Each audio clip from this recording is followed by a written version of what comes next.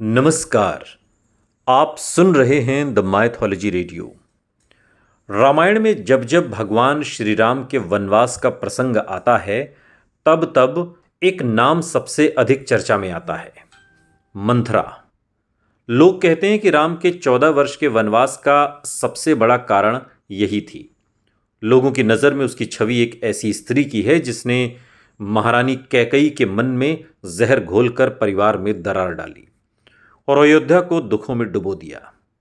लेकिन क्या आपने कभी सोचा है, आखिर ऐसी क्या वजह थी कि महारानी कैकई उस मंथरा की हर बात मानती थी, और क्यों उन्होंने कभी भी उसके साथ एक साधारण दासी जैसा व्यवहार नहीं किया। कैकई केकय देश के सम्राट अश्वपति की पुत्री थी। वह अत्यंत रूपवती, गुणी और वीरांगना थी। युद्ध के समय राजा दशरथ की प्राण रक्षा करने वाली कैकई ही थी, और इसी कारण दशरथ उन्हें अपनी तीनों रानियों में सबसे अधिक प्रिय मानते थे। जब कैकई का विवाह राजा दशरथ से हुआ तो उनके मायके से एक विशेष सहचरी अयोध्या आई, मंथरा। लेकिन ये मंथरा कोई साधारण दासी नहीं थी।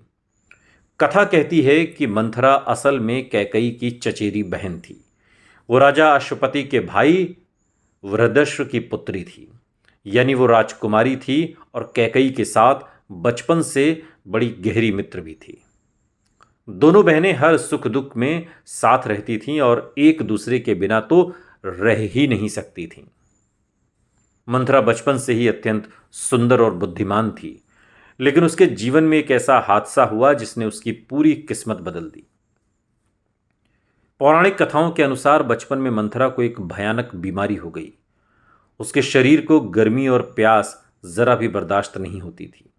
एक दिन भीषण गर्मी में उसे बहुत प्यास लगी और उसने जल्दी से एक शरबत पी लिया, लेकिन वो शरबत उसके शरीर के लिए जहर साबित हुआ, विष। अचानक उसके पूरे शरीर ने काम करना बंद कर दिया।